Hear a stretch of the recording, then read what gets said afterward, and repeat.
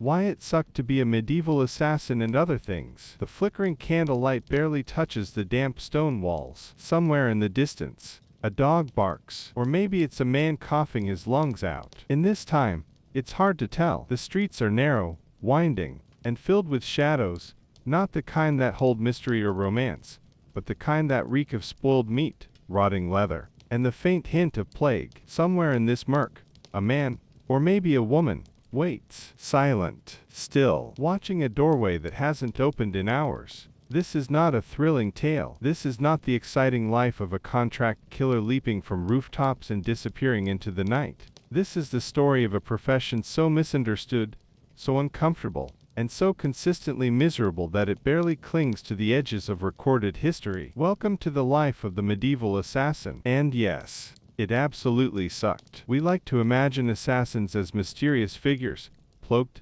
nimble, invisible, swords in the shadows, ghosts in the dark. But in reality, they were more like deeply unlucky peasants with very few options, shaky hands, and a strong chance of dying horribly before the job was even done. No one trained to become an assassin the way one trained to be a knight or a monk. There were no schools, no mentors offering quiet wisdom and elaborate knife techniques. You didn't aspire to this life. It found you, usually after something else had gone terribly wrong. Maybe you owed money, maybe you got caught stealing a chicken and had to work off your debt in blood. Or maybe a local noble thought you looked vaguely sneaky and had nothing to lose. Congratulations! You now had a job, one that involved murder, for very little pay, with no chance of retirement. Unlike professional soldiers or mercenaries, assassins weren't protected by any sense of legality or honor. There were no laws governing their actions, except the ones that said, very clearly,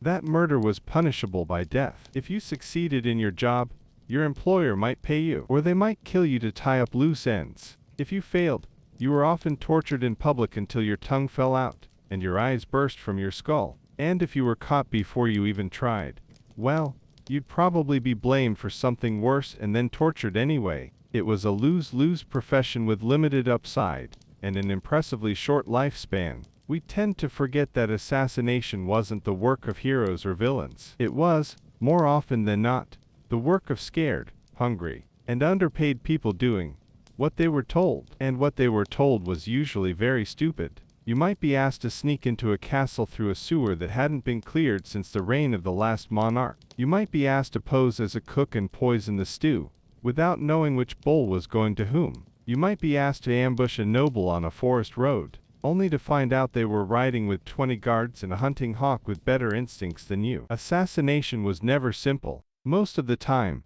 it wasn't even successful. There are records of bungled attempts so poorly executed that the target wasn't even scratched, just mildly alarmed. One story tells of a man who tried to slip poison into a duke's wine, only to sneeze directly into the cup, and be dragged away by guards before anyone could ask him why he was foaming at the mouth. Being an assassin also required remarkable patience. It could take weeks, sometimes months, just to get close to your target. You had to blend in, pretend to be a servant, a monk, a drunk. You had to wait in silence, in discomfort, in filth. Sometimes you waited so long that the mission was cancelled, or the target died of something far less dramatic, like dysentery. And you couldn't trust anyone, not your employer, not your fellow conspirators, and certainly not your own instincts. Trust got you killed. One wrong word whispered in the wrong ear, and suddenly you were the one being stalked in the night. Assassins lived in a constant state of suspicion. Every meal might be poisoned. Every doorway might hold a blade. Every moment might be the last.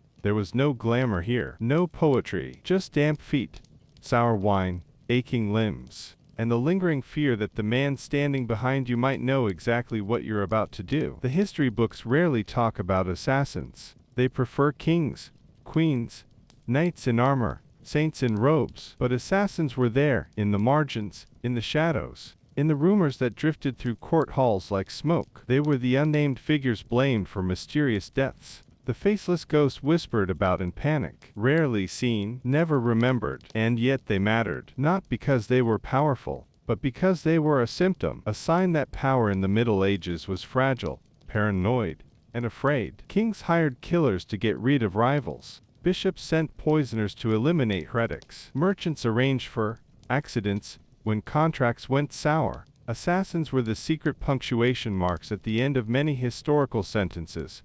Periods made of blood, commas soaked in guilt, exclamation points of silent death. You're not going to hear about assassins in most history classes. They're too quiet, too dirty, too awkward to fit into grand narratives. But they existed. They worked in the cracks of medieval society. And their stories, when you can find them, are always bleak, often pathetic, and occasionally darkly funny. This is one of those stories, or rather, 16 of them, each one peeling back the curtain just a little, each one asking, what was it really like? What did it feel like to be the person no one wanted to know? To be the blade in the dark, who barely knew what they were doing? To be a medieval assassin with nothing but a dull knife, a vague plan, and a very bad feeling. So, lie back, get comfortable, and prepare to drift gently into a world of mud, shadows, and poorly planned murder. Because tonight, we're not following the heroes. We're following the forgotten, the frightened, the very, very unlucky, the ones who lived in whispers, and usually died in them too. Who hired assassins anyway? Not everyone in medieval Europe could afford to hire someone to kill for them.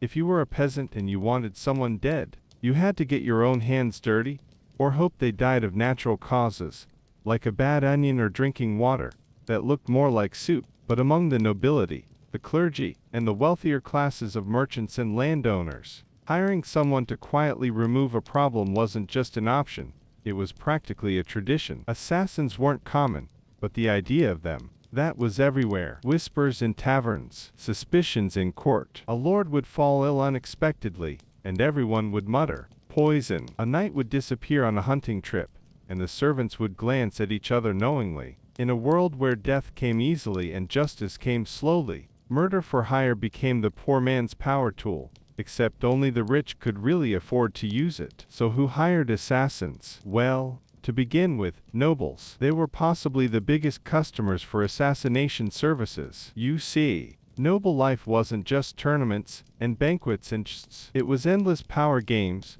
land disputes, inheritance claims, and insult after insult, piled up over generations like moldy cheese in a forgotten pantry. Killing someone outright in a duel or battle was risky in public, but having them disappear quietly, that was tidy, satisfying, and if you didn't get caught, safe. Duke kills Baron. Baron's son kills the Duke. Everyone pretends it's a coincidence. The Middle Ages were full of families that slowly killed themselves out of existence, one quiet death at a time. Entire estates changed hands not through marriage or conquest, but through tragic accidents. One of the most popular times for assassination was right before a succession. Imagine, your father's about to die. The crown or the county or the manor is about to pass to your older brother. But you don't like your older brother. He's pompous and competent, and already measuring the throne for new cushions. You, on the other hand, know a man who doesn't mind getting his hands dirty for the right price. And suddenly,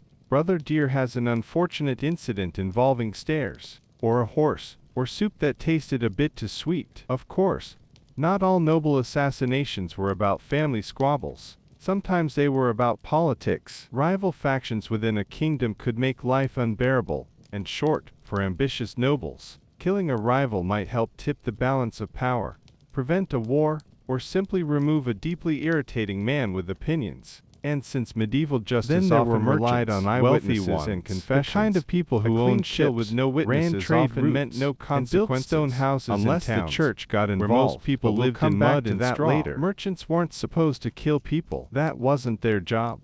Their job was to count things and avoid taxes. But if someone was threatening their business, say, a rival trader, or a corrupt official demanding bribes, or a debtor who refused to disappear, well, sometimes problems had to be handled. Hiring an assassin wasn't exactly the same as hiring a mercenary or a thug. Thugs were easy to find. You could toss a coin at a tavern, and 5 would appear before the coin hit the floor. But assassins, real ones, were discreet, or so the merchants hoped. They wanted results, not attention. If your rival was stabbed to death in the street, that was messy. But if he died in his sleep, or slipped and fell while fetching firewood, that was business, efficient, and most importantly, deniable. Merchants also had a particular taste for poison, which was a more refined tool for a more civilized class of killer. They didn't want screaming or blood. They wanted silence. And poison, ideally, left very few questions, especially in an age when no one could tell the difference between arsenic poisoning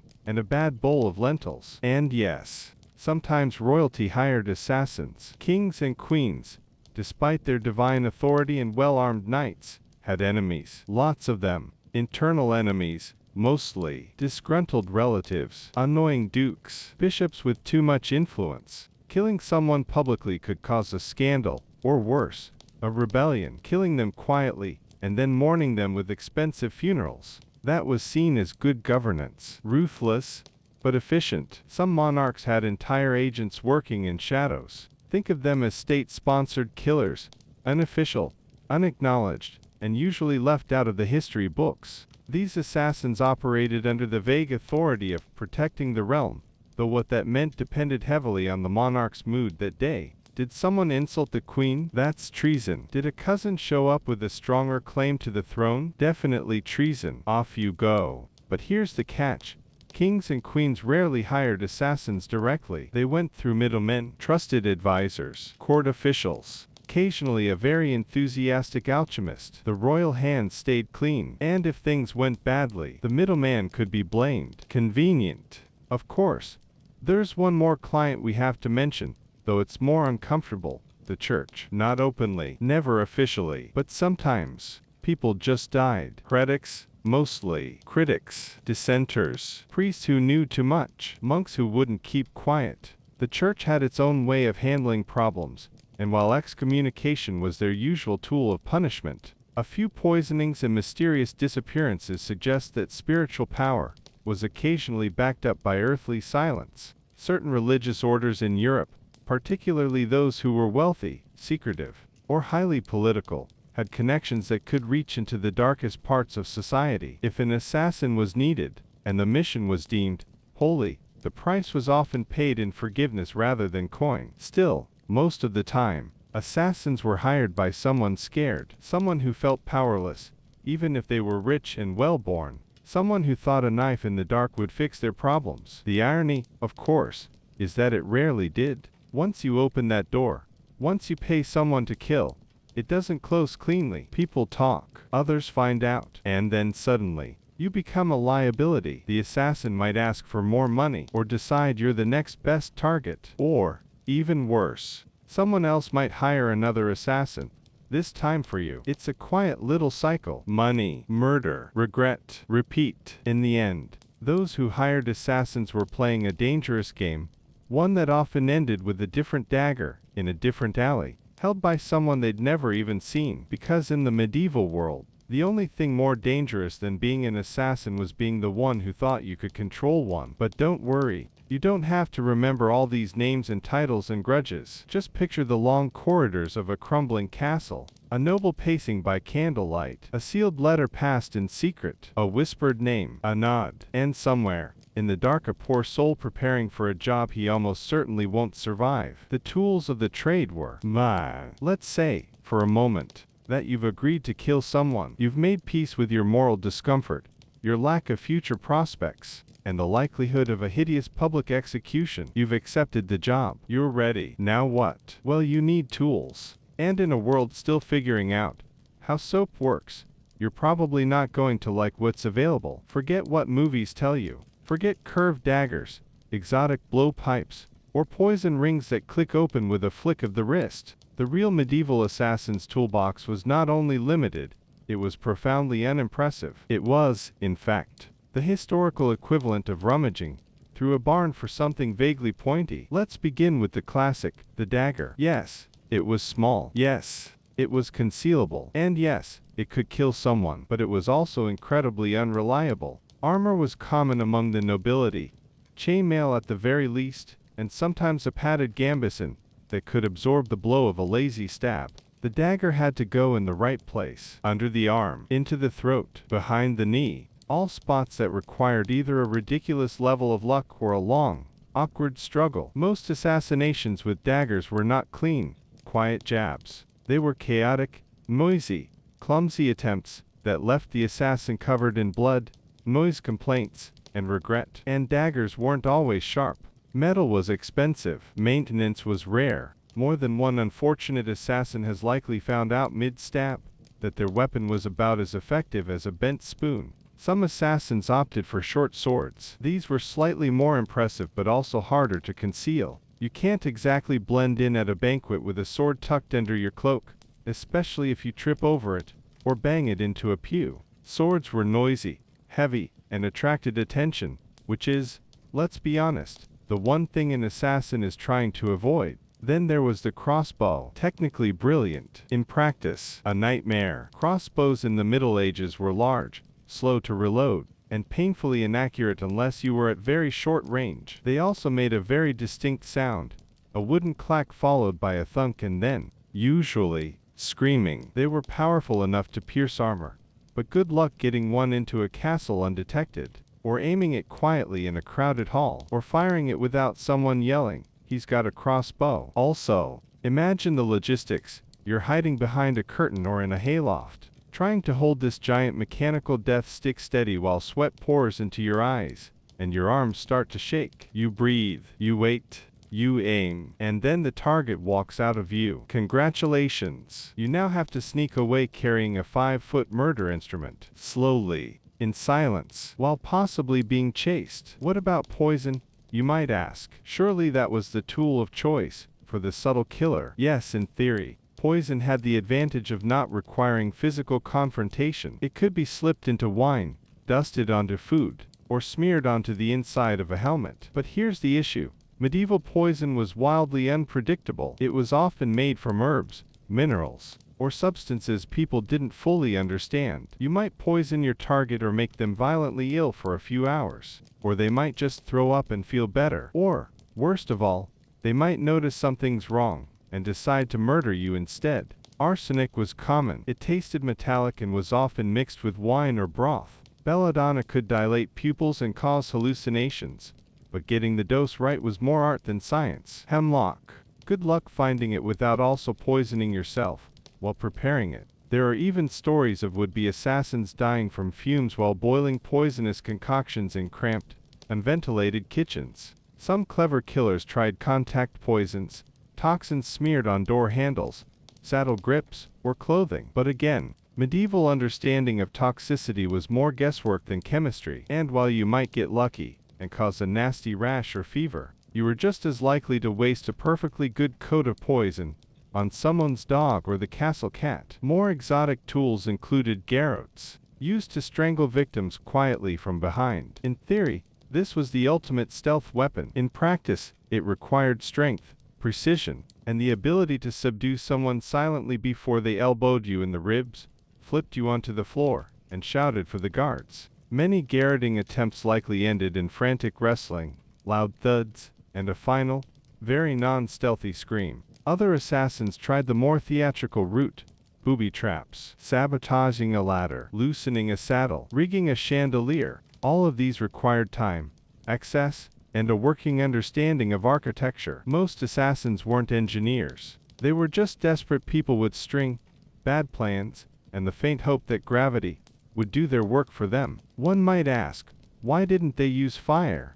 Yes, fire. The medieval assassin's last resort. Arson was simple, effective, and destructive. It could wipe out a building, eliminate evidence, and even pass as an accident. But it was also loud, highly visible, and tended to attract large crowds, especially if you accidentally lit the wrong building on fire. Also, smoke inhalation doesn't discriminate. More than one assassin probably found himself coughing helplessly in the back room of a burning inn he was supposed to escape from. Even tools like disguises and costumes were hit or miss. The average medieval town wasn't filled with people wearing identical robes and hoods. If you showed up dressed as a monk and weren't recognized, people got suspicious. Who's that monk? Why does he have leather gloves? Why is he stabbing the bishop? Let's not forget how few people bathed regularly. If you disguised yourself as a servant, you had to look and smell the part, which usually meant weeks of living in filth just to make your deception believable. Blending in was a long,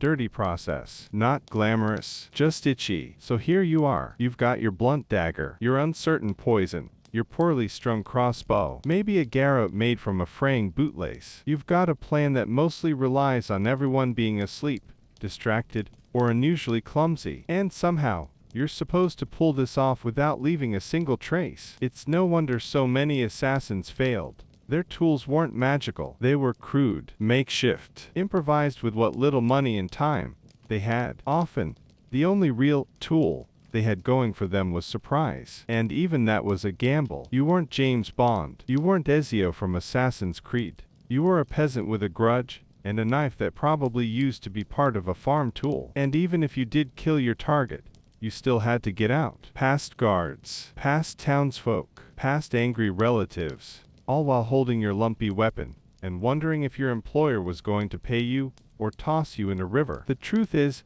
medieval assassins weren't dangerous because they had great tools. They were dangerous because they were desperate. And desperation, more than anything, was the most lethal thing of all. So if you're ever tempted to romanticize the life of a medieval assassin, just picture a tired, underfed figure hunched in the dark, holding a dull blade, sniffing a cup of spoiled wine, wondering if this time, maybe, the poison will actually work. And then remember, it probably won't. Getting in and out was the worst part. You've taken the job. You've sharpened your one decent dagger with a rock and brewed poison that might just be very bad soup. You're dressed like a traveling monk, or a beggar, or a slightly shady cook's assistant. You have a plan. Sort of. Now, the real nightmare begins. Because if being a medieval assassin had one guaranteed feature, it was this: getting in and out was almost always the worst part. Let's start with the basics. Medieval security. It wasn't like today. There were no retinal scanners or CCTV cameras, but there were moats, walls, guards, dogs, gates, and the ever-watchful eye of gossiping servants. Castles were designed to keep people out, or in, depending on the mood. Towns had curfews. City gates were closed at night. Strangers stood out, especially strangers who smelled like sweat, candle wax, and mild panic. If your target lived in a castle, your options were limited and deeply unpleasant. You could try to scale the walls. That meant climbing cold, wet stone in the dark while praying you didn't slip and break both legs before you even got to your victim. Rope. Too obvious. Grappling hook. More fantasy than fact. You were more likely to get tangled up or make a noise than to ascend like some elegant specter of death. Even if you did get in, the inside of a castle was a maze. Corridors, staircases, chambers, locked doors, guards on rotation, servants bustling about. You had to move quietly, slowly, and you had to look like you belonged, even when you very clearly didn't. A noble woman walking past might ask what you're doing in the corridor. A servant might remember your face. And if you paused for too long, or took a wrong turn, congratulations, you're now under arrest, or dead, or worse, under suspicion and stuck in the pantry for 2 days. Let's say your target wasn't in a castle. Maybe they were in a manor house, or a monastery, or just an inn. That didn't make things easier. Monasteries were full of monks who didn't talk much but noticed everything. Innkeepers had a sixth sense for trouble. Manor houses were crawling with family members, guards, retainers, cooks, and an endless supply of nosy children. And all of these places had locks. Not great ones, mind you. Medieval locks were rudimentary, but still frustratingly effective if you were in a hurry and didn't happen to be a locksmith. Most assassins didn't have a set of fancy lockpicks. They had brute force or prayers. Neither was quiet. And there's the doors themselves. Thick oak, iron banded, creaky as sin. Every step, every hinge, every board beneath your foot could betray you. No matter how careful you were, something would groan, squeak, or shift just enough to make your stomach drop. And then there were the dogs. Medieval people loved their guard dogs. They didn't have alarms or motion sensors, but they had big, loud, hungry animals with very little patience for cloaked strangers in the night. Getting past a dog without waking the entire village was almost impossible, unless you had meat. And even then, it had to be the right meat. Otherwise, you'd find yourself pinned to the ground by a 90-pound mutt while the household ran at you with torches and farm tools. But let's imagine, somehow, you did get in. You made it past the outer walls, past the doors, the guards, the dogs, the nosy servants, and the endless, echoing floors. You're in your target's room. Candlelight flickers. There's your victim, sleeping, vulnerable. You strike. It's messy. It's clumsy. Maybe they wake up. Maybe they don't. Maybe you poison their wine and walk out without a sound. Maybe you stab them and knock over the nightstand. It doesn't really matter, because the next phase is worse. Getting out. Escape in the Middle Ages wasn't about running fast. It was about not being seen at all. If anyone noticed you on the way out, covered in blood, limping, sweating, you were done. Guards would be called. Bells would ring. The gates would close. The locals would form a very enthusiastic mob. And remember, these weren't cities where you could vanish into a crowd. Most places had maybe a few hundred people. You stood out. Everyone stood out. If you had a weird accent, or bad shoes, or just didn't smile enough, people would remember. And if your face was even slightly described by a panicked servant, every hayloft and chicken coop in a mile radius would be searched by morning. Assassins who were lucky enough to kill and leave unnoticed had to disappear completely. No stopping for food. No warming up by a fire.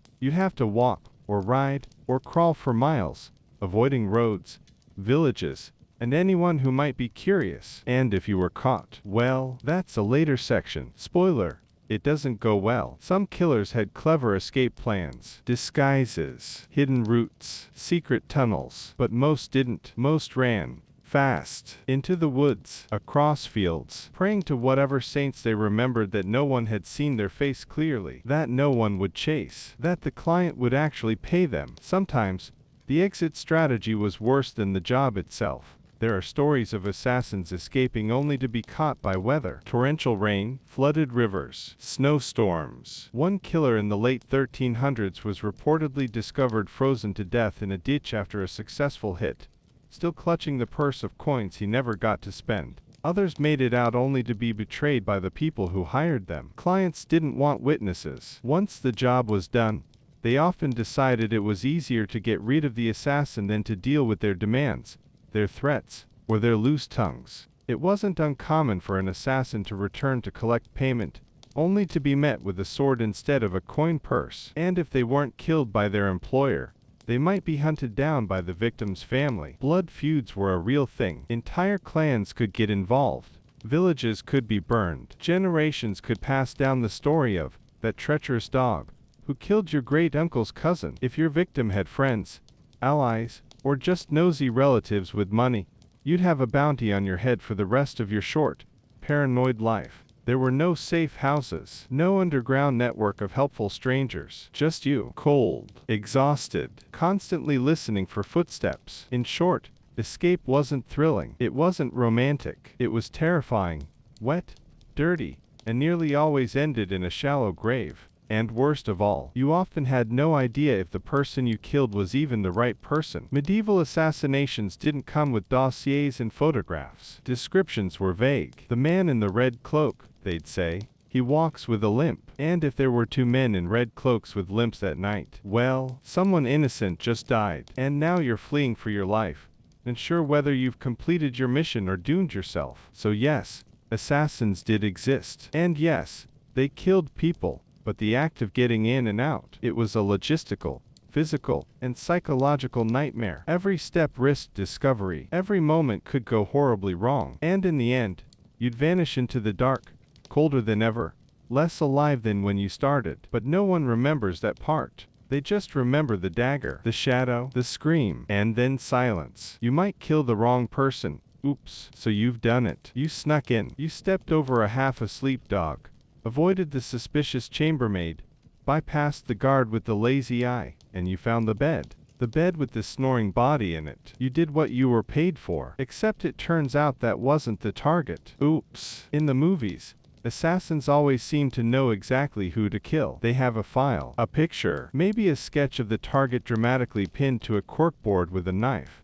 But in the Middle Ages, there were no photographs, no official ID, no Facebook profile to cross-check. All you had was someone's vague description, and if you were lucky, it came from a person who had actually seen the victim in the last decade. Descriptions were often laughably imprecise. Tall, dark-haired, with a beard. Congratulations. You've just described every other man in the kingdom. Wears red often. Great. Like every noble who thinks crimson is a personality trait. Walks with a limp. From which leg? How bad? Permanent or just gout this week? And that's assuming the person giving you the information wanted to be helpful. In many cases, the people hiring assassins were angry, grieving, paranoid, or drunk, or all four. Sometimes, you were told where to find the victim. He'll be in the West Tower. He sleeps in the second room past the chapel. He drinks at the tavern with the crooked sign. But things change. Maybe the target moved rooms. Maybe someone else borrowed his cloak. Maybe it's the wrong crooked tavern.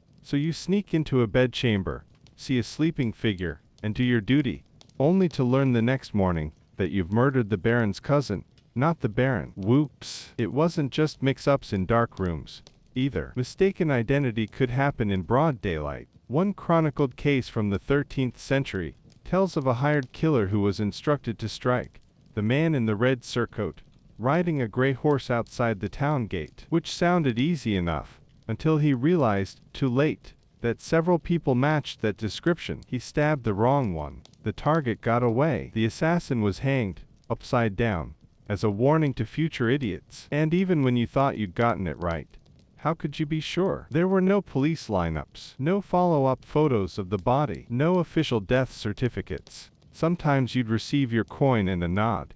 Yes, good job, that was definitely him.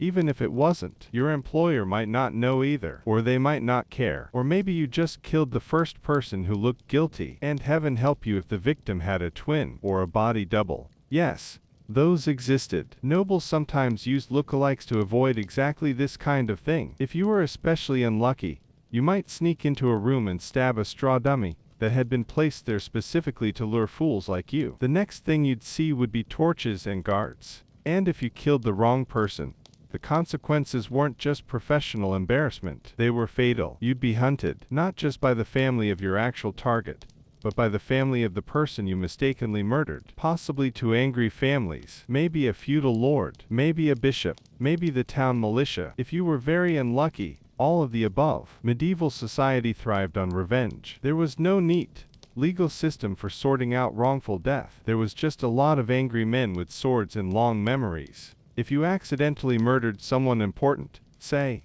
the favorite nephew of a local baron, you could start a blood feud that spanned generations, and you'd be right at the center of it, dead or not. Let's not forget the psychological toll of this mistake. Even if you didn't care about morals, it's hard to stay calm when the wrong body hits the floor. Did they scream? Did someone hear? Did the real target now know they were being hunted? Did you just ruin your employer's entire political plan? And if your client did find out you botched the job, they might not even be mad at you. They might just smile politely, and then hire someone else to clean up the mess, starting with you. Sometimes the mistake wasn't entirely your fault. Maybe the victim set a trap. People with enemies often did. They might fill their room with decoys, move beds around, swap sleeping chambers every night, leave their cloak on someone else's shoulders, or sleep in armor with a dagger under their pillow, just in case someone like you showed up with bad information and worse reflexes. There were also cases where the employer lied intentionally. Maybe they wanted you to kill someone, but they didn't want to be associated with it, so they gave you a misleading description on purpose. Kill the tall man with the limp, they say, when they really mean their political rival's son, who just happens to limp after horseback riding. If anyone asks, they shrug. Oh no. What a tragedy. He was just some random limping guy. And if you died during the escape, well, all the better for them. So your oops wasn't just a minor blunder. It could be the collapse of a family, the start of a civil conflict, or the end of your career, not to mention your life. And if you survived all of that, the rumors would follow you forever. People would whisper in taverns, "That's the one who stabbed the bishop's cook by mistake. He's the one who poisoned the wrong goblet and killed the bride instead of the groom. He tried to kill a duke and hit his hunting hound instead." Even other assassins wouldn't trust you, because if you couldn't tell the difference between a duke and a stable boy, you were a liability. And liabilities get left behind, or eliminated. So yes, the medieval assassin had a unique job, one that came with high stakes, bad lighting, and worse instructions. But nothing was more terrifying than the realization moments after a kill, that you might have ended the wrong life. You stand there, breath ragged, hands shaking, blood pooling, and someone whispers behind you, "That's not him." Everyone knew it was you, even if they couldn't prove it. Medieval assassins had one major advantage.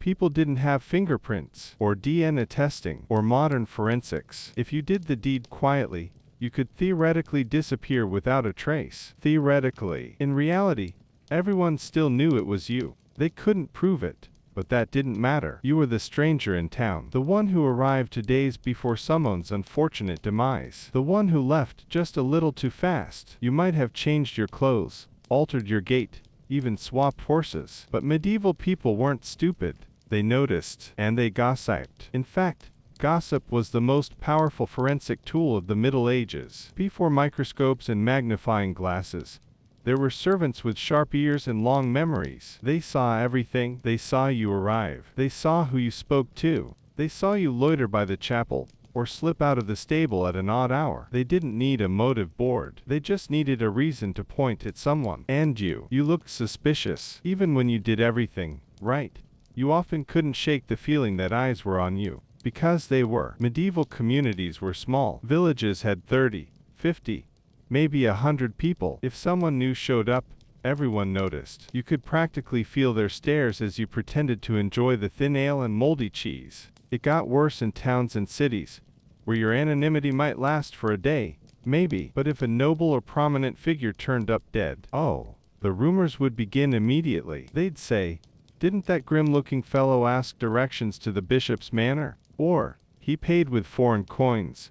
I thought that was strange." Or the classic, "He kept his hood up even in the sun. What was he hiding?" And once suspicion took root, you didn't have to be guilty. You just had to be convenient. You didn't have to be seen doing it. You just had to be seen nearby. It wasn't uncommon for an assassin to be outed by the thinnest of evidence. I saw a man in dark clothing walking away from the hall. Never mind that half the town wore dark clothing. He asked where the well was. The well. The nerve. He didn't know which saint the chapel was named after. Obvious foreigner. Clearly up to something. Sometimes the blame fell on you because of jealousy. A stable boy resents your confidence. A local girl thinks you snubbed her. A merchant thinks you bargained too hard. All of that festers. When the news spreads of a death, their minds don't go to politics or treachery. They think of you, the outsider, the one who didn't belong. And sometimes, your face gave you away, not because it was known, but because it wasn't. Sketch artists weren't wandering the streets,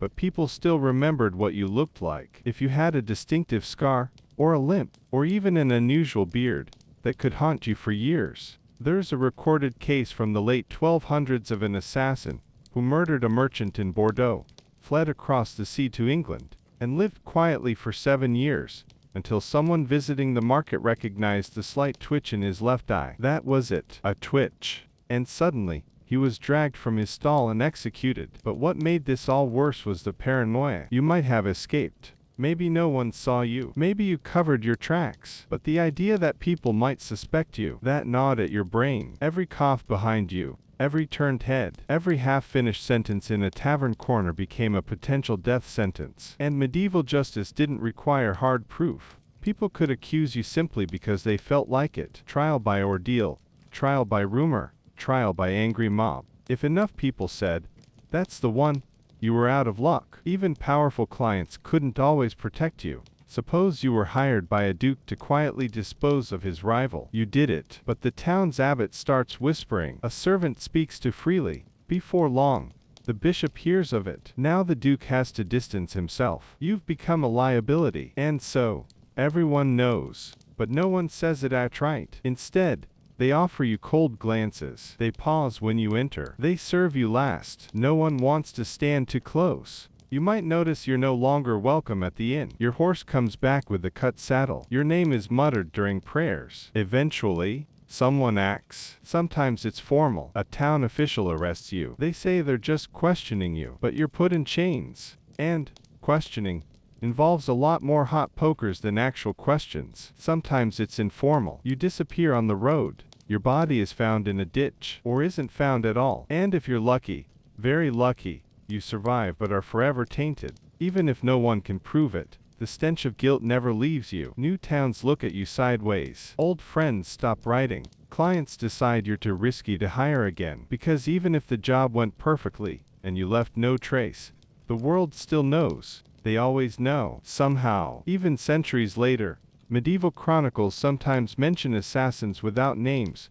Just rumors. A shadowy figure, believed to have fled north. The foreigner, perhaps hired by enemies of the realm. One man saw him and went mad. These weren't reports. They were stories. Legends. And you, poor assassin, were always the ghost in the tale. So yes, you could be good at your job. You could be silent, efficient, invisible. But even in your finest hour, some old woman in the market square might squint at you and mutter, "That's him. I know it." And in the Middle Ages, that was enough. No one paid you on time, or at all. In a just world, being a medieval assassin would at least come with a reliable payday. You risk your life, crawl through sewage, scale castle walls, and stab someone in their sleep, all for a bag of silver coins, which you hope will at least buy you some dry bread, a half-decent cloak, and a place to lie low for a while. Unfortunately, this was the Middle Ages, and no one paid you on time, or, sometimes, at all. Let's start with the obvious. The people hiring assassins weren't exactly known for their honesty. If they were the sort of upright, dependable types who paid invoices promptly and offered employee benefits, they wouldn't be contracting professional murderers in the first place. They were nobles with grudges, merchants with debts, bishops with secrets, and warlords with ambition. These were people who saw money not as a promise, but as a weapon, something to be dangled, withheld, or used to trap you. Most jobs began with a verbal agreement. There were no signed contracts, no paper trails, no witnesses, just a quiet conversation in a wine-soaked tavern, or a whispered promise in the back of a chapel. "I'll pay you 50 silver.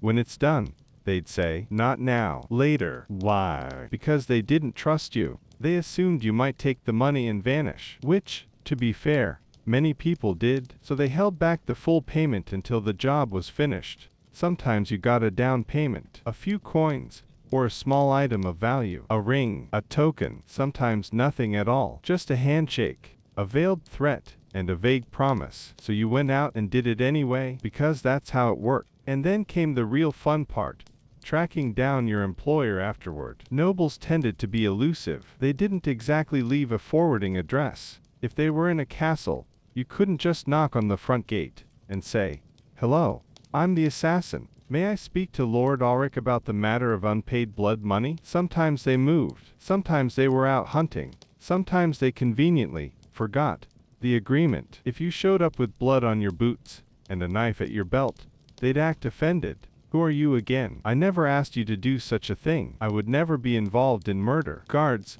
please remove this man." Even worse, some of them simply died. Nobles had short, dramatic lives. They were killed in duels, wars, accidents involving horses, or, ironically, by other assassins. If your client was suddenly 6 feet under, no one was going to honor their debt, especially not their heirs, who were too busy confiscating their lands and pretending their father never hired anyone shady. Merchants were no better. A merchant might promise you gold, only to conveniently go bankrupt the day you return. "Oh no," he'd say, weeping dramatically. "The shipment never came in. Robbed on the road. Tragic. So sorry. Next time, perhaps." And of course, there was the classic betrayal. Your employer hires you, gets what they want, then turns around and has you silenced. Why pay someone who can't testify if they're already dead? Plenty of assassins were killed by their clients. Some poisoned, some ambushed, some lured into empty buildings under the pretense of collecting payment, and then stabbed in the back. Others were framed. Your employer might go to the local authorities and say, "I heard a dangerous killer was in town. Wears a dark cloak." Answers to no one. You walk in expecting silver. You leave in chains. And if they didn't kill you, or arrest you, they might simply delay. "Come back next week," they'd say. "The treasure's on its way from Genoa." Or, "My steward is handling that. He'll sort it out." Or, "There's a complication with the coins." You understand. Just a bit longer. Weeks passed. Seasons changed. You spent your last denier on a bowl of questionable stew. And still, the money didn't come. Sometimes, the client genuinely couldn't pay. Not all employers were rich. Some were desperate peasants trying to take out a cruel landlord. Others were disinherited sons hoping to reclaim land. They might offer livestock, or grain, or the promise of future favor, a goat, a small bag of onions, a rusty dagger they claimed was enchanted, none of which helped you buy boots or bribe a gatekeeper. There's a story, probably true, of a would-be assassin in the late 1300s, who was promised a horse in exchange for killing a local bailiff. He completed the task, only to find the horse was 30 years old, blind, and couldn't walk in a straight line. He was later trampled by a different horse, while trying to sell the first one at market. But even when assassins were paid, the payments were often disappointing. Coins were clipped, mixed, or counterfeit. Gold turned out to be brass. A bag of silver had more rocks than currency. Sometimes you were paid in foreign coin, which couldn't be spent locally without drawing suspicion. Even jewels weren't safe. Unless you had a trustworthy fence, which most people didn't, you'd struggle to exchange them for food without being arrested for theft. And then there were the nobles who paid in favors. You'll be rewarded in due time, they'd say. You have my eternal gratitude, which is another way of saying, I will never speak to you again. If you pressed them, they'd raise an eyebrow. You dare threaten me? Now you were the criminal, the blackmailer, the ungrateful servant of the realm. So you'd leave, hungry, cold, possibly wounded, possibly pursued, and definitely poorer than when you started. In rare cases, assassins did manage to secure payment. Maybe the employer was unusually honorable. Maybe you had leverage. Maybe you'd stolen enough during the job to make it worthwhile. But even then, it wasn't a career you could retire from. You couldn't exactly open a savings account. You had no pension, no retirement plan, just a few bags of blood-stained coin, buried under a rock you hoped no one would find. And if they did, you were broke again. Because being a medieval assassin didn't just mean danger, loneliness, or guilt. It meant chronic unpaid invoices. A lifetime of chasing debts from people who never intended to pay. People who smiled, toasted your work, and then vanished. So no, you didn't get rich. You didn't live in a tower with velvet curtains. You didn't retire to a quiet vineyard. You sat in a cold room, counting coins that barely added up to a night's stay at the inn, wondering if this job, this next awful job, would finally be the one that paid off. Spoiler, it wouldn't. If you got caught, it was worse than death. Death, in the Middle Ages, was expected. Everyone died, often early, usually painfully, and occasionally during completely mundane activities like eating fish, or walking under a roof that wasn't nailed in properly. So dying in the course of your work wasn't the scary part of being a medieval assassin. The scary part was getting caught, because if you were captured, and they knew who you were, and what you'd done, death would be the best thing that could happen to you. And often, didn't happen nearly fast enough. Let's start with the basics. Justice in the Middle Ages was enthusiastic, not consistent, not especially fair, but enthusiastic. If someone was accused of a violent crime, like, say, murder for hire, they were not given a lawyer and a jury of their peers. They were given a rope, or an iron cage, or a priest with a very suspicious smile. Assassins were treated worse than common criminals. You weren't just a murderer, you were a sneaky murderer. That meant you deserved a punishment that was as slow and unpleasant as your method. So what happened when they caught you? Well, first, you were tortured, not questioned. Tortured. There was no gentle process of collecting facts. The goal was to get names. Who hired you? Why? Who else was involved? What plots were brewing? Even if you had nothing to confess, they would find a way to make you speak or scream. They might use the rack, stretching your limbs until they popped like overripe fruit, or the strapado, tying your hands behind your back and hoisting you into the air before letting you fall just short of the ground, over and over again. Some authorities preferred the pair of anguish, a small, expanding metal device inserted into places we won't describe, because this is bedtime, and we're trying to sleep. But there were options. So many options. Heated irons, thumb screws, bone crushers, and the infamous boot, which was exactly what it sounded like, but full of nails. And all of this was before they sentenced you. Execution was never simple for an assassin. You couldn't just be hanged like a common thief. No. You were made into a warning, a message, an art installation in the public square. You might be drawn and quartered, which involved being dragged by a horse, hanged until nearly dead, disemboweled while still breathing, and then having your body cut into 4 parts and displayed in different corners of the region. Fun, or perhaps boiled alive. That was a special punishment for poisoners, which many assassins were. The authorities believed that since poison was a hidden, cowardly weapon, your death should be especially dramatic. So they threw you in a cauldron. Sometimes the cauldron was filled with water, sometimes oil, sometimes wine.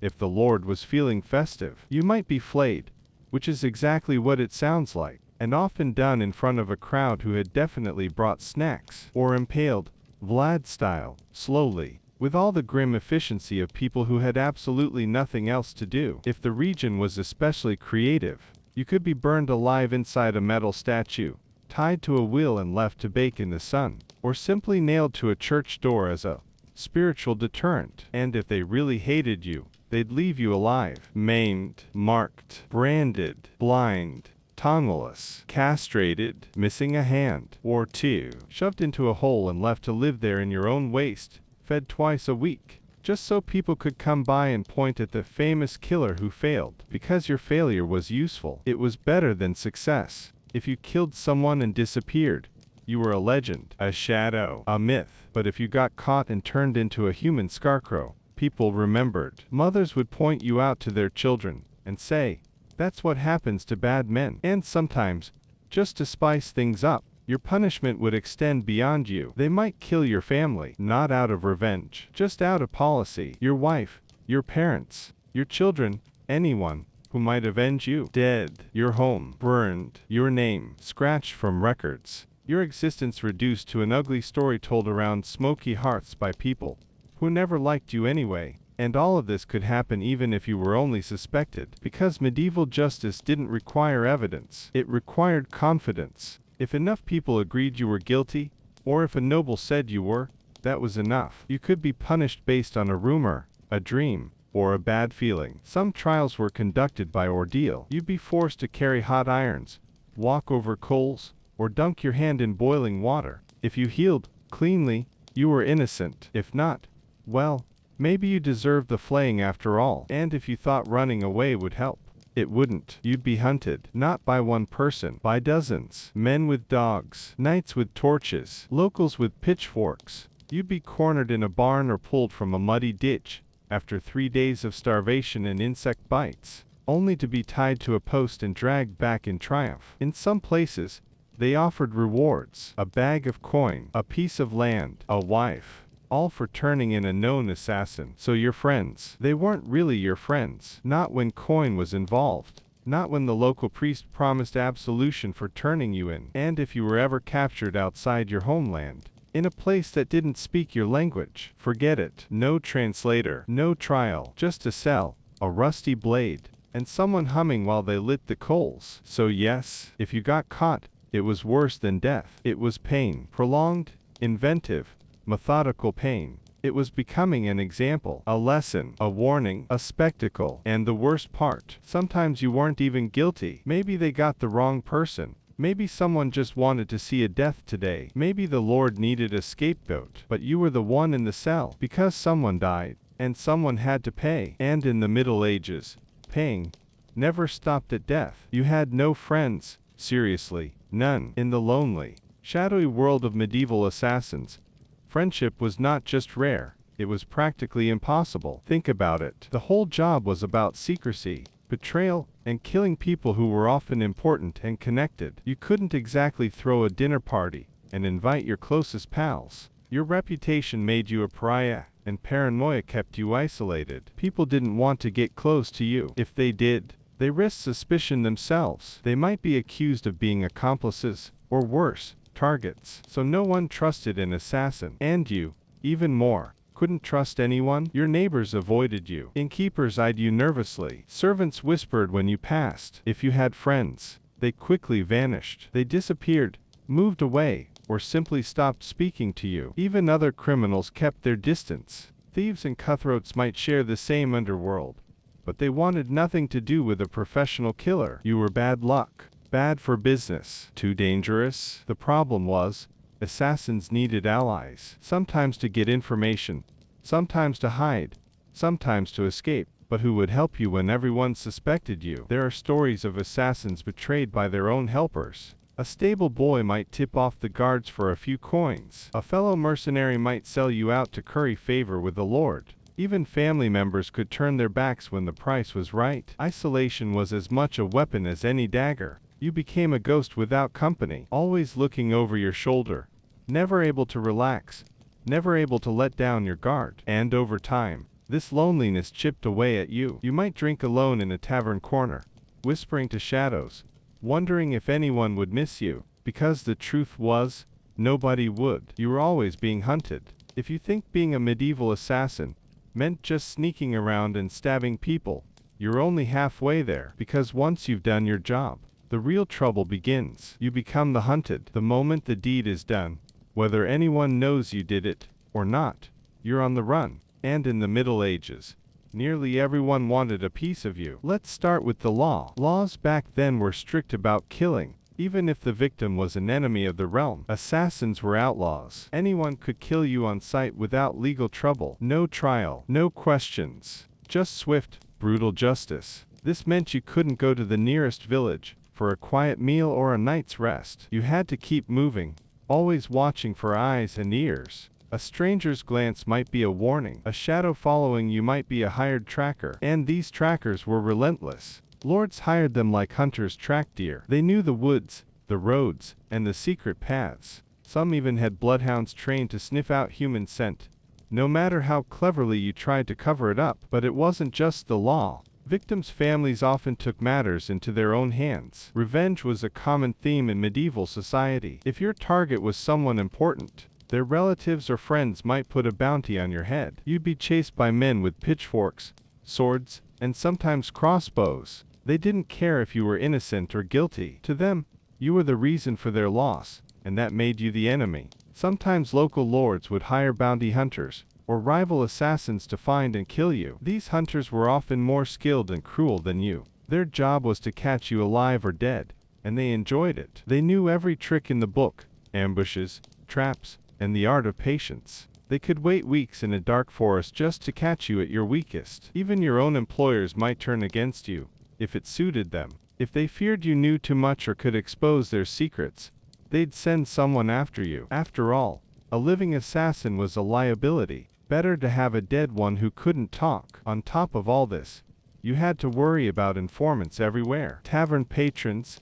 stable hands, city guards, and even strangers on the street might sell your location for a few coins. Trust was a luxury you didn't have. You couldn't share your plans, your resting spots, or even your true name. Your life was a constant game of hiding, running, and fighting. You couldn't trust anyone. Your only companions were fear and exhaustion. You'd sleep in forests, ditches, or abandoned buildings, eat whatever you could find, or steal, wash in cold streams, and prepare for the next ambush. The stress took its toll, always looking over your shoulder, never able to relax or feel safe. The knowledge that at any moment, a spear could pierce your back, or a blade slash your throat. And sometimes, you weren't even running from people. Wild animals prowled the same dark forests where you hid. Wolves, boars, even snakes, each a potential threat when you were exhausted or injured. If you managed to evade your hunters for a while, you might find temporary refuge with other criminals, or in a rough town. But even there, your reputation made you a target. Other criminals might kill you for the bounty. Town guards might arrest you on the slightest suspicion. Sometimes you tried to change your appearance. New clothes, a fake beard, a different accent. But rumors spread fast. And your eyes, your gait, your silence, those things gave you away. And if you were caught, well, you already know what happened then. In short, being a medieval assassin wasn't a glamorous life. It was a nightmare of constant pursuit, danger, and distrust. You lived like a shadow, hunted by the world you lurked within. And that's why few lived long, and even fewer died peacefully. You were often forced to do terrible things beyond killing. Being a medieval assassin wasn't just about the actual act of killing. You might imagine your job was simply sneaking into a dark alley, plunging a dagger into someone's back, and disappearing into the night. But, unfortunately, the reality was much grimmer, much messier, and far more morally complicated. The life of an assassin often meant being forced to perform acts that were cruel, humiliating, and downright terrifying, things that went beyond the straightforward ending of a life. The killing was only one part of a much larger, darker picture. Often, your employers demanded you destroy everything around your target, their reputation, their family, their livelihood. This was not a neat, tidy profession. It was a brutal business of terror and total devastation. Take, for example, the task of sabotage. An assassin might be sent not only to kill a specific person, but also to wreck their entire world, burning down homes or barns, destroying food stores, poisoning wells. These were common orders. The goal was clear: leave survivors weakened, demoralized, and desperate. In a medieval village or town, where people lived hand to mouth and every harvest counted, setting fire to a barn full of crops could mean starvation for an entire winter. Poisoning a well didn't just kill one enemy, it threatened an entire community with sickness and death. And you were the one who had to carry out these orders, knowing that innocent people, perhaps even children, would suffer because of your actions. It was a cruel calculus, one that made the assassin less of a person and more of a living weapon of mass misery. Sometimes, killing wasn't the main order at all. Assassins were often used for kidnapping, which was a whole different kind of horror. The people you might have to snatch were not random bystanders.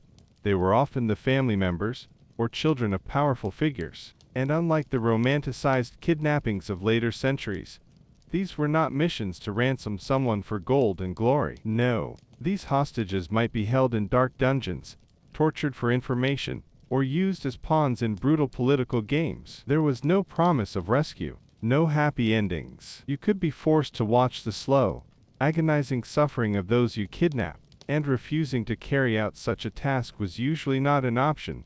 Failure meant your own death or a fate even worse. So you endured, pushing down your conscience, doing what was necessary to survive another day. Psychological warfare was another brutal aspect of the job. Sometimes your mission wasn't to kill or kidnap, but to spread lies and rumors, to forge letters and documents that could destroy alliances or start feuds. You might impersonate someone else to sow distrust and confusion. This work of deception was every bit as dangerous and soul-crushing as the physical violence. It meant living a life built on lies, constantly playing a role, hiding your true self beneath layers of deceit. You became a shadow of a person, unable to trust your own words or actions, let alone those of others. The damage you caused could ruin families and entire kingdoms. Yet you remained faceless and forgotten, the ghost behind the chaos. And then there was the dirty work, handling dead bodies, disposing of them in whatever gruesome way necessary, dragging corpses through rivers, burying them in shallow graves, or hiding them in cesspits. The physical stench and the mental toll of being so close to death day after day were almost unbearable. Some assassins were ordered to mutilate bodies, to cut off ears, noses, or fingers, and display these trophies publicly. Heads on spikes at city gates were common warnings to those who dared cross powerful lords. The act of mutilation was designed to terrorize, to send a chilling message far beyond the victim themselves. You became a butcher, a public spectacle, a symbol of fear. Every mutilated body was a reminder of your existence and the terrible work you did. Worst of all, assassins were often forced to betray those closest to them. Friends, family, even lovers might become targets. Your employer might demand that you spy on your own kin or report their secrets. Sometimes, the orders were even darker: to kill someone you cared about. Loyalty was a luxury assassins could not afford. Imagine the crushing loneliness, the guilt, and the despair of knowing that the person you once trusted most might be the next victim, and that you might be the one to end their life. The personal cost of the profession was immense. You lost not just your own humanity, but also your connections to others. Trust, love, and companionship were all casualties of your deadly trade. Beyond the physical and emotional horrors, there was the constant pressure to accept and perform whatever dirty work your employers demanded. Lords and nobles expected you to be versatile, capable of killing, torturing, spying, lying, and sabotaging without hesitation. Questioning orders was dangerous, even suicidal. Those who refused often found themselves on the receiving end of the same brutal punishments they dealt out. In this way, assassins were not only killers but also victims of a vicious cycle of violence and control. They were expendable tools in the hands of more powerful people, used up and discarded, when no longer needed. In the end, being a medieval assassin was never a clean, simple job. It was a life of violence and betrayal, cruelty and fear. It demanded a sacrifice of your own humanity, forcing you to do terrible things beyond just killing. You became a weapon forged in shadows, a creature of fear and desperation. And when the work was done, you were left with nothing but the heavy weight of your deeds, and the knowledge that the horrors you inflicted would never truly leave you. Religious assassins. Heaven help them. Medieval assassins fueled by faith might sound like a contradiction, but they definitely existed. From the infamous Hashashin sect in the Middle East to Christian zealots in Europe, religion added a whole new layer of complexity to the grim world of contract killers. But far from guaranteeing divine protection or a noble cause, these faith-driven killers often found themselves tangled in poorly planned missions, murky morals, and brutal propaganda. And if you thought God had your back, well, history shows otherwise. Let's start with the Hashashin, the name that gave us the modern word, assassin. This secretive group of Ismaili Muslims operated in the rugged mountains of Persia and Syria from roughly the 11th to the 13th centuries. They combined religious zeal with political assassination to maintain power and influence. The Hashashin believed their killings were divinely sanctioned, acts of holy justice against corrupt rulers or enemies of their faith. Their leader promised paradise to those willing to sacrifice themselves for the cause. It sounds dramatic and even noble in theory. In practice, it was messy, dangerous, and often ineffective. Assassins had to infiltrate heavily guarded places, sometimes at great personal risk, with little guarantee of success or escape. Their faith might steel their nerves, but it did not prevent mistakes. Many missions failed. Some assassins were captured, tortured, or executed. Their deaths were painful, far from the promised heavenly reward. The legend of their fearless devotion sometimes overshadowed the brutal reality. These killers were humans, vulnerable and fallible like anyone else. Furthermore, the Hashashin's use of religion was deeply political. Their faith was a tool to recruit fanatics, justify murder, and strike fear into opponents. Assassinations were carefully choreographed spectacles, designed to spread terror as much as to eliminate targets. The killings were publicized, exaggerated, and mythologized to make the sect seem unstoppable. This propaganda boosted their influence, but also made them enemies of powerful rulers, who hunted them relentlessly. So, holy warriors became hunted outlaws, living in constant danger. Christian Europe had its share of religious assassins, too, although often less organized and more chaotic. Zealots and fanatics believed they were instruments of divine wrath, tasked with punishing heretics, enemies of the church, or political rivals. But unlike the Hashashin, Christian assassins often lacked central leadership or clear strategies. Their violence was sometimes spontaneous, sometimes manipulated by ambitious nobles, who cloaked their dirty work in religious language. This led to messy, contradictory situations, where killing in God's name clashed with Christian teachings about mercy, forgiveness, and the sanctity of life. Priests might preach peace on Sunday and bless assassins on Monday. The church often condemned murder, yet tolerated or even covertly supported certain killings, if they served political or religious aims. The line between saint and sinner blurred, and assassins themselves wrestled with guilt and doubt. Even the idea of divine protection was unreliable. Many religious assassins died young, or betrayed by those who once supported them. Faith did not guarantee success or safety. The brutal reality of their lives, capture, torture, exile, or execution, often contradicted their hopes for heavenly reward. For every miraculous escape or mission accomplished, countless others ended in failure and death. And behind all this was the harsh truth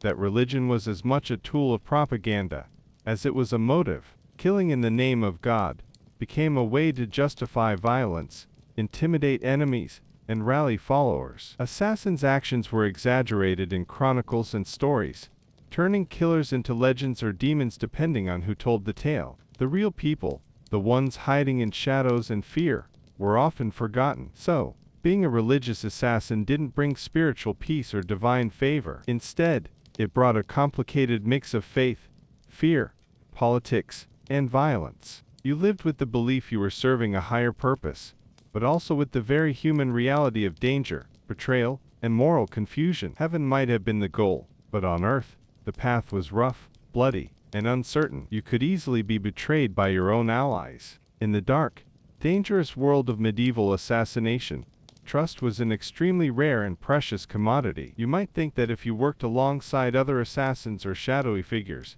you'd at least have some sort of loyalty or bond, something solid to rely on in a world full of threats. But, sadly, that was almost never the case. The brutal truth was that your closest allies could turn on you without warning, often faster than you could draw your dagger. Betrayal wasn't just a possibility, it was practically a rule of survival. Anyone you considered a friend might be the person who would hand you over to your enemies, all for a handful of coins, a moment of self-preservation, or a chance to gain favor with more powerful patrons. The landscape of medieval politics and crime was littered with broken promises, double crosses, and knife-in-the-back moments. The political intrigue that surrounded these shadowy professions was thick and ever-shifting. Alliances changed overnight, loyalties flipped like the wind, and personal ambitions often outweighed any sense of brotherhood or shared purpose. One day you might be working alongside someone to take down a common enemy.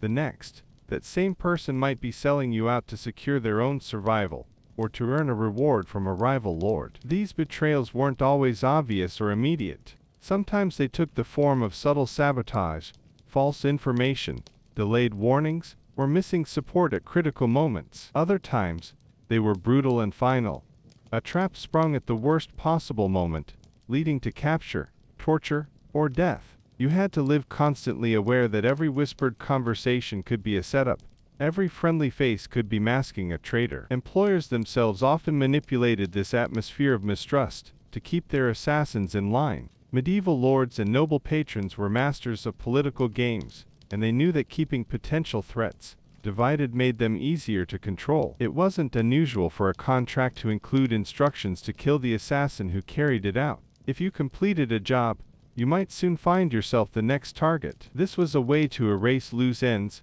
prevent secrets from leaking, and maintain deniability. The assassin was a tool, and once broken, or too dangerous, discarded without a second thought. In a world where secrets were currency, and power was everything, your life was always precariously balanced on a knife's edge. Even within groups of assassins or mercenaries, suspicion was constant. Rivalry for lucrative contracts, envy over reputation or success, and simple fear bred an environment where backstabbing was common. A failed mission could lead to exile or execution at the hands of your own comrades. Some groups were infiltrated by spies working for enemy factions, which made it nearly impossible to fully trust anyone. This paranoia was both a survival mechanism and a death sentence.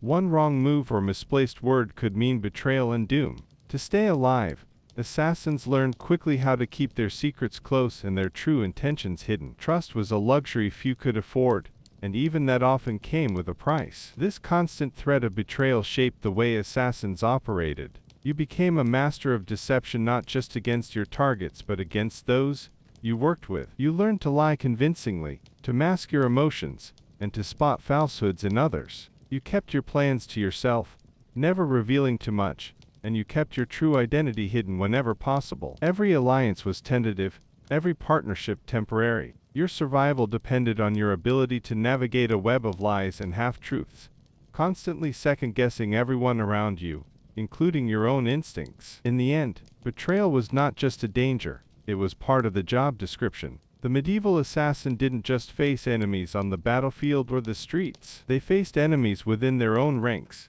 in their own homes, and sometimes even within their own hearts. The only real question was not if you would be betrayed, but when, and when that moment came, there was rarely a chance for mercy or redemption. You either survived the betrayal or you became another forgotten casualty in the deadly games of power and survival. The risk of betrayal was high. In the treacherous world of medieval assassination, betrayal lurked around every corner. The most dangerous people were often those closest to you, your patrons, your handlers, even your fellow assassins. The harsh reality was that anyone you trusted could easily become the one to sell you out, turning your carefully laid plans into disasters. Paranoia wasn't just a personality trait, or an occasional feeling, it was a necessary condition for survival. To live as an assassin was to constantly suspect that the person standing next to you might be the one who would drag you into a dungeon, or hand you over to the executioner. Yet, Despite all the caution and suspicion, paranoia rarely guaranteed safety. Many assassins ended up betrayed anyway, caught, imprisoned, and tortured, left to rot in dark dungeons, as their so-called allies moved on to their next scheme. Patrons, the lords, nobles, or power-hungry figures who hired assassins, were often the first and worst source of betrayal. You might imagine that someone paying for your services would be invested in your survival, but in truth, your value was strictly transactional. Once you completed the job, your usefulness could instantly evaporate. A patron might decide you were too dangerous to keep alive, fearing that you knew too many secrets, or could turn against them in the future. In some cases, patrons arranged your downfall, ensuring you were captured or killed to eliminate any loose ends. This cold pragmatism made it clear that your life was always expendable, just another tool in a ruthless game of power. Loyalty flowed one way only, from you to your employer, but rarely came back in return. Handlers, those intermediaries who managed assassins, arranged contracts, and communicated with patrons, could also be dangerous. Their position put them in charge of your fate more than you might realize. A handler who decided to betray you could leak your identity to enemies, tip off authorities, or redirect contracts to your disadvantage. Sometimes, handlers were double agents, working simultaneously for multiple factions, always playing the odds to stay on top. Their loyalty was tied to survival and profit, not friendship or honor. Assassins who trusted their handlers without skepticism often found themselves trapped by the very people supposed to guide and protect them. Even fellow assassins weren't immune from the threat of betrayal. Competition for lucrative contracts was fierce, and money could turn comrades into informants. An assassin might sell out a colleague for a coin, a favor, or simply to curry favor with a powerful lord. Rivalries, jealousy, or fear could quickly turn partnerships into deadly rivalries. Infiltration was a common tactic. Spies disguised as assassins could report back to enemies or eliminate competition by betraying those they pretended to trust. The assassin's world was fragmented and paranoid, with few alliances surviving beyond the length of a contract. Given this ever-present danger, it's no wonder paranoia became second nature. Assassins lived in a constant state of alertness, questioning every word, every gesture, and every silence. They learned to read people carefully, look for signs of deception, and prepare for betrayal at any moment. Trust had to be earned repeatedly, if at all, and even then it was temporary and fragile. The ability to sense danger before it arrived was as vital as any weapon in an assassin's arsenal. Despite all this, paranoia was no guarantee of survival. Many assassins, even the most cautious and experienced, still found themselves betrayed, captured, and imprisoned. Dungeons in medieval castles and cities were grim places, filled with darkness, filth, and suffering. Torture was common, and the hope of escape was slim. To be betrayed was to face a slow death, either through execution, starvation, or despair. And sometimes, betrayal didn't end with death. Some assassins were forced to become prisoners, spies, or pawns in the schemes of others, trapped in endless cycles of manipulation and cruelty. So, the risk of betrayal was not just high, it was inevitable. It was the cruel price assassins paid for their deadly craft. Paranoia might delay the moment of downfall, but it rarely prevented it. The world of medieval assassination was a place where loyalty was fragile, alliances were fleeting, and betrayal was often the final act in a tragic, violent story. Living through that was as much a matter of luck as skill or courage, and far too often, luck ran out. You were almost always poor and despised. Despite the deadly skills, the dangerous missions, and the crucial roles they played, medieval assassins rarely enjoyed wealth or respect. In fact, most lived in poverty, hated or feared by almost everyone around them. Unlike knights or noble warriors, who might gain honor, land, or status through battle, assassins were shadowy figures, viewed as criminals, scoundrels, or worse. Their reputation was stained with fear, suspicion, and disgust. This lack of social standing was not just an unfortunate side effect. It was a key part of the assassin's grim reality. Money was hard to come by. Though some lords or rulers paid handsomely for successful hits, much of that wealth was hidden behind layers of secrecy and mistrust. Payments might be delayed, incomplete, or taken by middlemen. Many assassins were forced to live off scraps, or rely on bribes and side jobs just to survive. There were no pensions, no land grants, no titles. Instead, they moved from contract to contract, always chasing the next payment to keep food on the table and a roof over their heads. The instability of this lifestyle made it difficult to plan for the future or support a family. Poverty was not just common, it was the default. Socially, assassins were outcasts. Townsfolk, peasants, and even other criminals often shunned them. Their work was secretive and terrifying, and most people preferred to pretend assassins didn't exist or whispered dark rumors behind closed doors. This fear translated to hatred or disgust. Assassins were seen as untrustworthy, evil, or cursed. Their neighbors might avoid them, or call for their punishment at the slightest suspicion. Even the church looked upon them with suspicion, sometimes condemning them as murderers without repentance. This isolation cut assassins off from community support, leaving them vulnerable and alone. Because of this, assassins often developed hardened, suspicious personalities. They learned not to rely on anyone and to hide their identities. Many moved frequently, never staying in one place too long to avoid detection or hostility. Their lives were solitary, marked by loneliness and a constant sense of danger, not just from enemies but from society itself. This isolation was a heavy burden, making it difficult to find joy or trust in life. Yet despite all this, some assassins accepted their fate, embracing the shadows as the only home they knew. They found ways to survive, sometimes forming secret networks or alliances to protect one another. But even then, respect was scarce, and poverty was the norm. The assassin's life was a hard, bleak existence, where danger, distrust, and destitution walked hand in hand. In short, being a medieval assassin meant living on the fringes of society, feared and despised, scraping by with whatever you could get. No glory awaited you, no legacy, just a life marked by shadow, hardship, and the constant threat of death. Death was almost guaranteed. If you chose the life of a medieval assassin, you were essentially signing up for an early and often gruesome death. The odds of surviving long were slim, no matter how skilled, cautious, or lucky you might be. The work was designed to put you in harm's way, surrounded by enemies and constantly exposed to danger. Whether by the blade of a rival, the trap set by your own employer, or the gallows of the law, death was the most likely outcome, and it came swiftly, without ceremony or pity. Assassins didn't fight open battles like knights or soldiers. Instead, their work relied on stealth, subterfuge,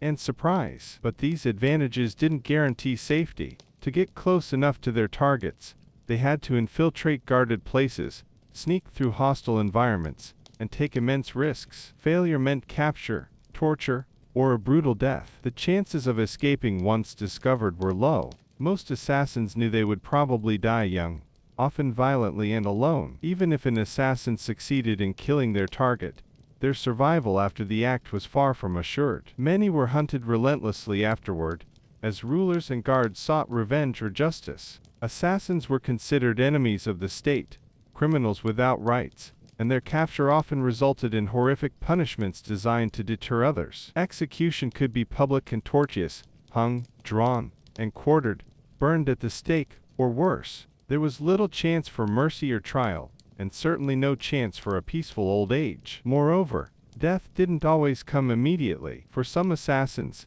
it meant long imprisonment in damp, dark dungeons, where disease, starvation, and despair slowly wore them down. Torture was a grim routine, used to extract information or simply to punish. Few survived these ordeals. Even those who escaped the noose often carried physical and mental scars that haunted them until their final breath. The psychological toll was immense. Living with the constant awareness of an almost certain violent death created a unique kind of weariness. Some assassins turned to alcohol or drugs to numb the fear and pain. Others became resigned or numb to their fate, accepting death as the only certainty in their shadowy profession. This fatalism shaped their outlook and sometimes their actions, making them even more unpredictable and dangerous. In the end, the medieval assassin's life was a brief flicker of darkness, in a world that was already harsh and unforgiving. Few survived long enough to see their work appreciated or their names remembered. Most died young,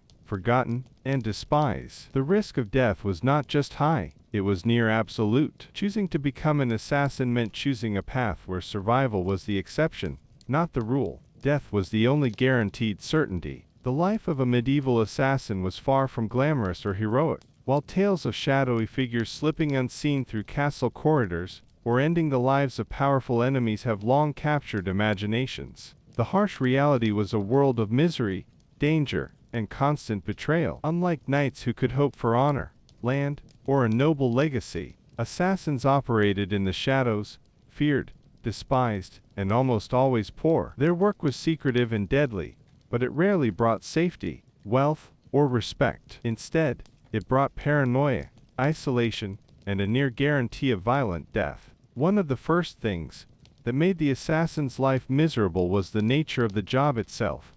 It required absolute secrecy. Medieval society was a web of alliances, rivalries, and political intrigue, where information was a powerful weapon. Assassins had to keep their identities hidden at all costs. If they were exposed, they risked immediate capture or summary execution. This meant living with constant caution, never fully relaxing, or trusting those around them. An assassin's identity was their most valuable secret, but also their greatest vulnerability. This need for secrecy extended to their operations. Planning an assassination was complicated and dangerous. Unlike a straightforward battle, where force could be applied openly, assassins had to sneak into well-guarded places, avoid detection, and strike quickly before disappearing again. Even the most carefully planned mission could fail due to unpredictable variables, a guard's unexpected patrol, a hidden ally of the target, or simple bad luck. Failure often meant capture,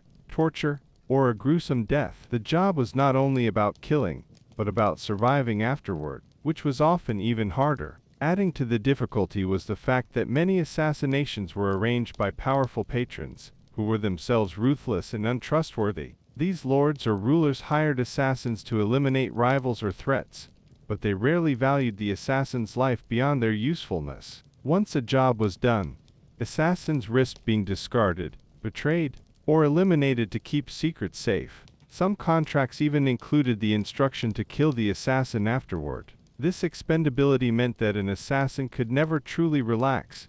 Even after success, their life remained at risk. Trust was an elusive luxury in the assassin's world. Fellow assassins, handlers, and patrons could all turn on you. Betrayal was common. A fellow assassin might sell you out for a coin or favor. Handlers, those who coordinated jobs, could be double agents. Patrons could arrange your capture to cover their tracks. This environment bred paranoia, which became a survival tool rather than a flaw. However, paranoia wasn't always enough to save lives. Many assassins ended up in dark dungeons, tortured or executed despite their caution. In terms of social standing, assassins were near the bottom of medieval society. They were despised and feared by almost everyone: peasants, townsfolk, even other criminals. Their work was seen as dishonorable and unholy. Unlike knights or soldiers, who could claim honor in battle, assassins were criminals in the eyes of the law and the church. This social isolation made life lonely and precarious.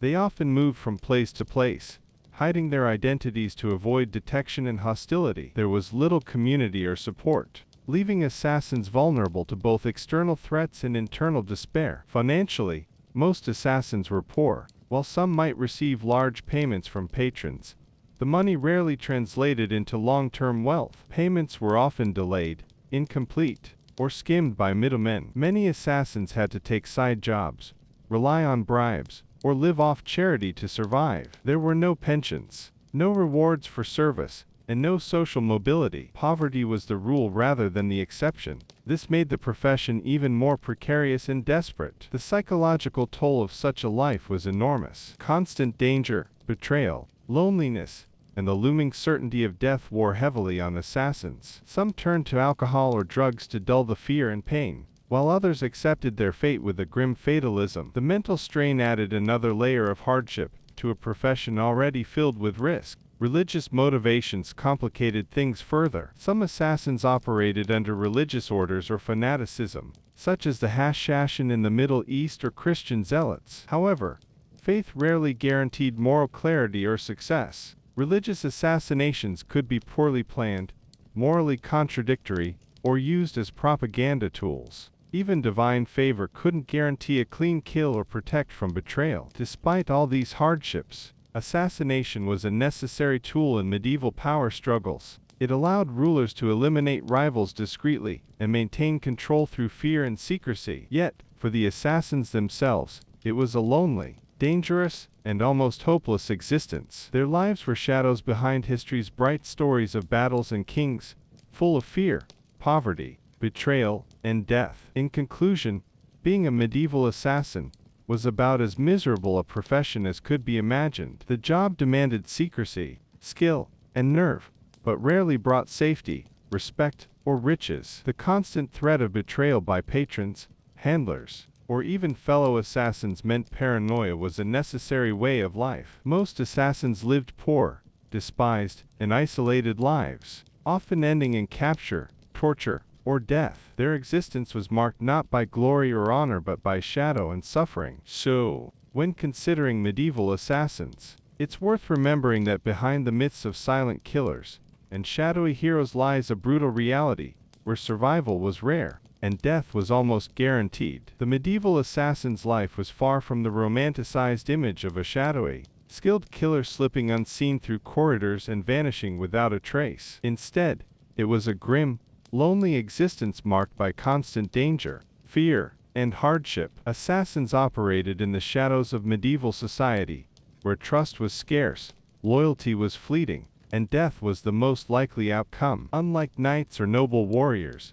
assassins rarely gained honor, wealth, or lasting respect. They were poor, despised, and almost always vulnerable to betrayal, whether from their employers, handlers, or even their own comrades. One of the biggest challenges for a medieval assassin was the necessity of secrecy. Their identity was their greatest asset but also their biggest weakness. Revealing who they were meant almost certain capture or execution. This forced assassins to live in a constant state of vigilance, never fully trusting anyone. Every encounter had to be measured, every conversation guarded. Even small mistakes could lead to exposure, turning a professional killer into a prisoner or a corpse. This level of caution shaped their entire existence, making normal social interactions nearly impossible and fostering deep isolation. The nature of their work also made survival difficult. Assassinations required careful planning and precision, but even the most detailed schemes were vulnerable to failure. The unpredictable nature of human behavior,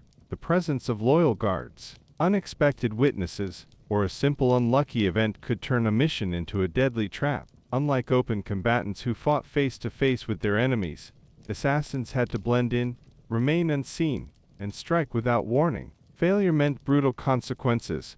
Capture, torture, or death was the harsh reality that awaited many who were caught in the act or betrayed. Speaking of betrayal, it was a constant threat in the assassin's world. Their patrons, the lords, nobles, or rulers who hired them, were often ruthless and untrustworthy. Assassins were viewed as disposable tools, useful only so long as they served their purpose. Once a contract was fulfilled, employers frequently sought to eliminate the assassin to prevent any leaks or future threats. It was not uncommon for contracts to include orders to kill the assassin afterward, turning them into expendable assets. This reality meant that no assassin could ever truly rest easy, knowing their employer might soon become their executioner. Handlers, those intermediaries who arranged contracts and managed assassins, could also be sources of danger. Some handlers acted as double agents or spies, selling information to rival factions or authorities. Their role placed them in a position of power over assassins, and loyalty was often conditional and transactional. An assassin's trust in a handler was usually limited